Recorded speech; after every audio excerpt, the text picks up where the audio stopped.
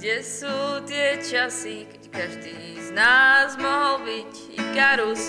Všetko merali sme podľa krásy a spievali malé o láske blues. Život si len ironicky šlape do pedálov. Šlape do pedálov, musíme šlapať s ním.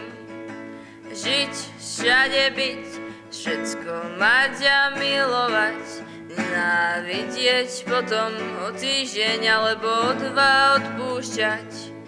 Prečo zahodil som tvoju fotku do koša v rohu na smeti? Teraz pijem sám pivo a vodku, škoda, nevedel som, baby, čo je ti. Život si len ironicky šlape do pedálov. Šlape do pedálov, musíme šlapať s ním.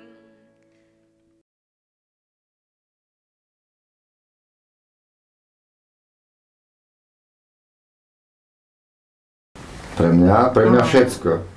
Je to nádherný, je to v podstate fantastický podvod, bez ktorého nemôžeme existovať.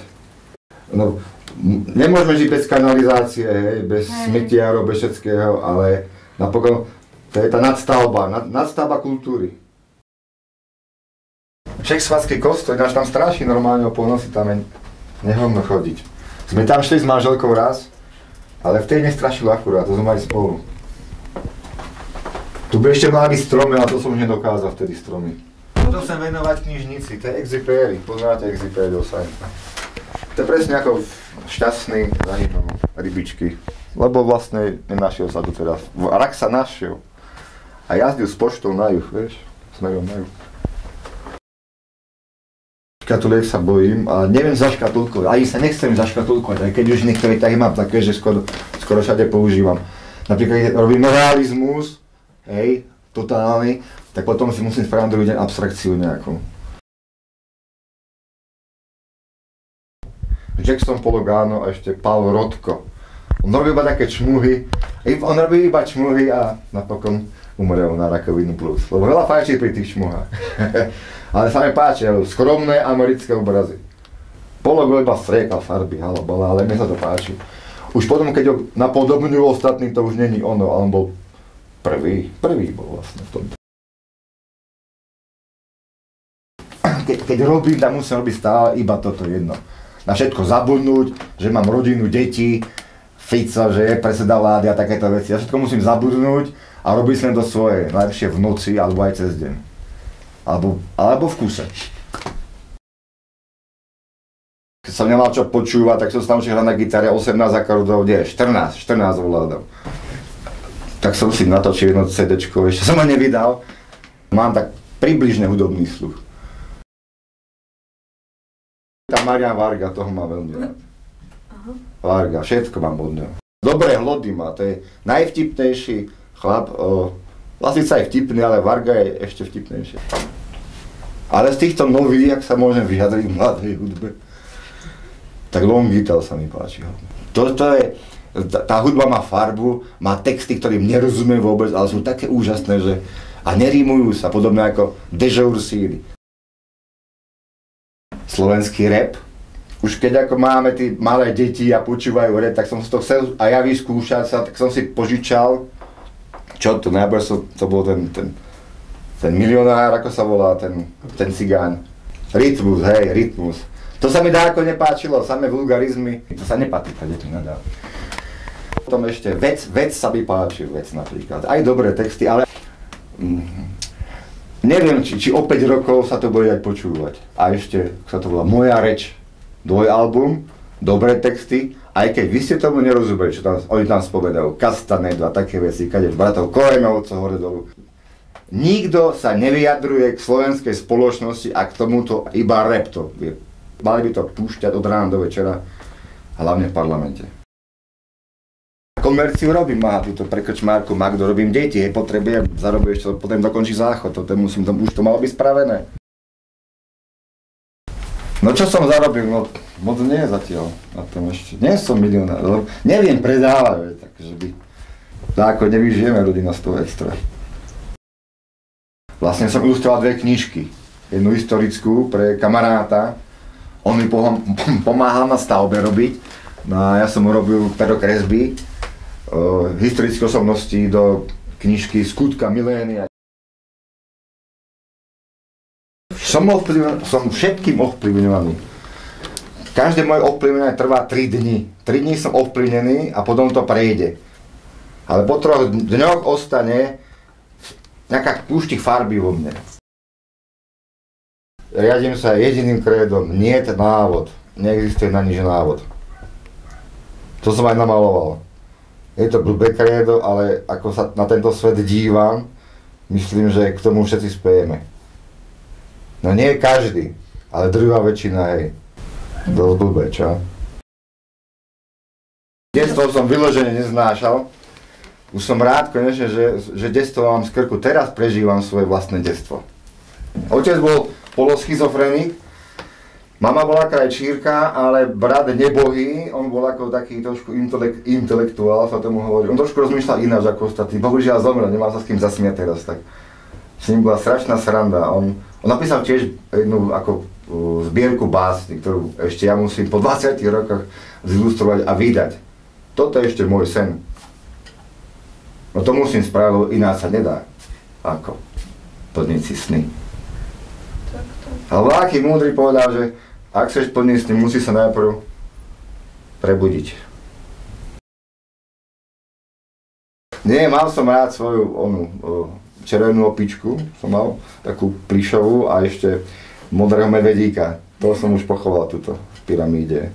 V tej pyramíde som chcel pochovať svoje detstvo a stredný vek, pretože už sa musím orientovať na to, že už nie som najmladší, hej.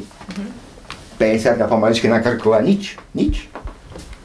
Nič zvláštne som ešte v živote nedosiahol, vieš, také ako 13 miliard a tak na účte. Betonovanie je moja záľuba, asi druhá po malovaní, asi aj väčšia, pretože máte ciment, štrk, vodu, proste amorfné tvary, ktoré, ale on to stvrdne, krásne to stvrdne. Ja som drevo fabrika 26 rokov normálne na stroji. Práca pri stroji ničí vôľu človeka, aj keď si to ľudia neuvedomujú. Potom som robil na doprastave, tam to bola pekná, tam sa robil štrk. Proste kameňolom. A kde je štrk, tak tam som šťastný. A tam bol ten drvič. Drvič skál. To má niečo do seba. A tie stroje hrzavé, ako to vidieť. Tie zásobníky, všetko. Pásy. To je ako v surrealistickom filme niekedy to bolo. Z rána a mla, keď sa to spúšťalo. Ten rachot, padalo to plno prachu. V kuse prachu, ja som ešte doteraz mám prach v očiach. Mám rád rádio Devín. Devín je úplne skvelé rádio, lebo tam sú všetci nekomerční a púšťajú hudbu a oni ti vysvetlia dopredu, čo budeš počúvať z tej vážnej hudby, ale tak s takým nadšením, že tomu uveríš. Že sa ti to aj zapáči. Noviny klasické som kupoval, všetky som kupoval podľa, ako debil. A teraz si prečítam akorát tak Sme. Pravda, to už je také malé, nemám na také malé novinky. Tie mi idú na nervy, keď vidím malé noviny, tak nový čas je bohový. To takto odzadu, vieš, si pozrieš, ako vyzerajú ženy z výšky. Nový čas, ty vole, ale tak ľudia to majú radi, potrebujú sa rýchlo ako dostať k hĺbke problému. Báči, tam sa teda dostanú k hĺbke problému. Nový čas. Knihy mám veľmi rád. Ale sú nebezpečné. Netreba im už tak veriť knihám. Ale máš zlú náladu, hej, a teda stačia ti 3 vety nejaké a už sa ti zlepší. Ale tak ich sa ti môže aj zhoršiť. Netreba ich moc tie knižky žrať, aj keď ja ich žerem, no. Ale už nie až tak ako dakedy. Slovenský absolútne Rudko Sloboda, Rudolf Sloboda, to je môj kultový autor. V 96. sa obesil. Vtedy som akorát dočítal knižku Rozum. Tá knižka končí Som mŕtvý muž. On tam píše o sebevražde a vtedy sa obesil. Rudolf Sloboda to isté. A ešte Dušan Mitana je výborný.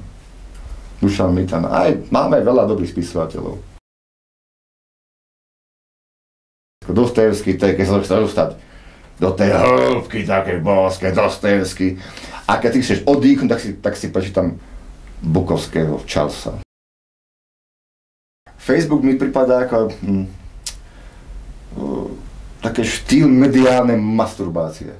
Tam je každý krásny, každý šťastný, každý najedený. Každá je kočka, ty si kočka. Málo kde sa dočítam niečo, že niečo rozumné. Hej, na Facebooku, ale tak to má byť asi. Ja neviem, Facebook, ale mám ho rád ako. Je to dobrá vec naozaj, keď si dačo potrebujem nájsť, ale už nie je tá romantika, ako bol kedysi. Ja som chcel, aby študoval nejakú techniku.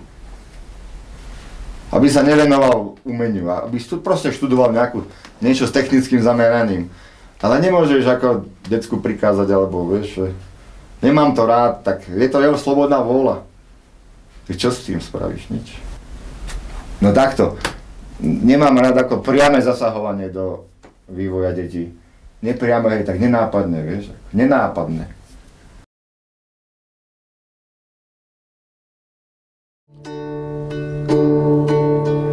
Kde sú tie časy, keď každý z nás mohol byť Ikarus, všetko merali sme podľa krásy a spievali malé o láske blues. A život si len ironicky šlape do pedálov, musíme šlapať s ním. Žiť, všade byť, všetko mať a milovať. Nenávidieť potom o týždeň alebo o 2 odpúšťať. Prečo zahodil som tvoju fotku do koša v rohu na smeti, teraz pijem sám pivo a vodku, škoda, nevedel som, baby, čo je ti. Život si len ironicky šlape do pedálov, musíme šlapať s ním. Dosť. Nemusíte tlieskať druhýkrát.